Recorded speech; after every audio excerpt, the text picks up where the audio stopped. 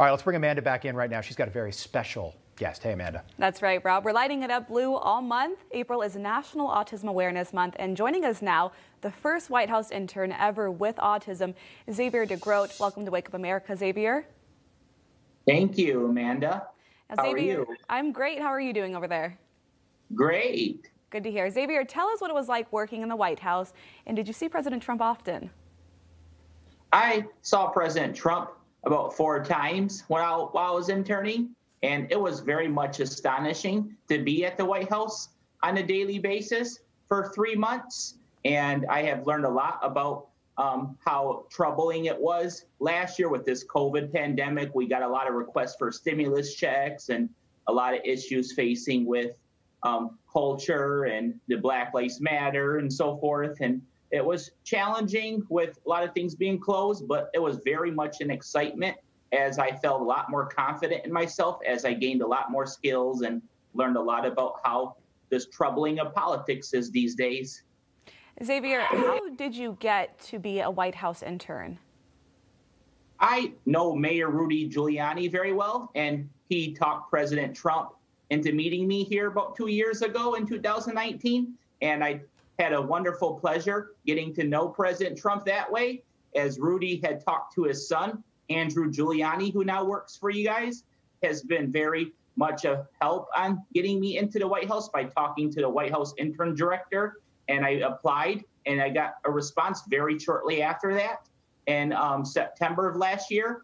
And I had very much great response saying, we would love to have you as an intern. You're very great at networking and advocating, and we think you are great for public service in the future. So they put me in presidential correspondence.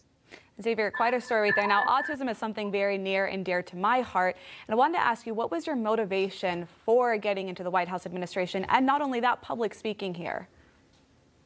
Because it has very much been an institution that I have dreamed of being at since I was a kid.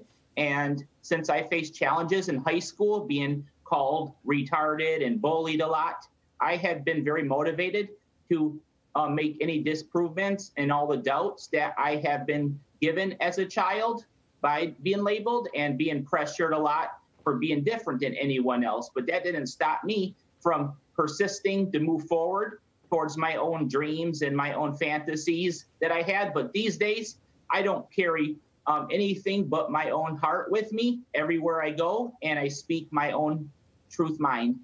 Xavier, I think you're going to lead an example for many other people here. And I also wanted to ask you, what can we do to protect people who have disabilities and autism, especially when it comes to COVID, because you mentioned you were there during this time?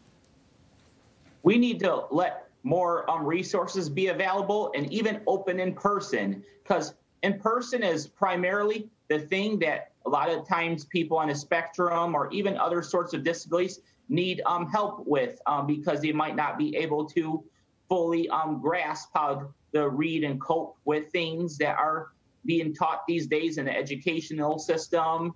And we also need to be physically educational as well and go out in case someone with autism don't understand viable expressions or verbs and nouns.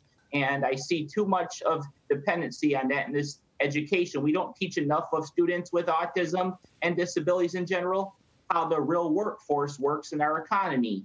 And that's why there's a lot of unemployment in my thoughts these days with our system that exists out there. And we can do a lot better by having people on the disability spectrum go out in the community and develop in-person skills rather than Xavier, just words. I'm going to interrupt you here because I do want to thank you for what you're doing for the community here and speaking out and also providing this example. We are going to put your website up so more people can learn more and go there to help you. Thank you so much for joining us this morning. We have more to come on Wake Up America. Thanks. Stay with us. I'm Amanda Brohanty.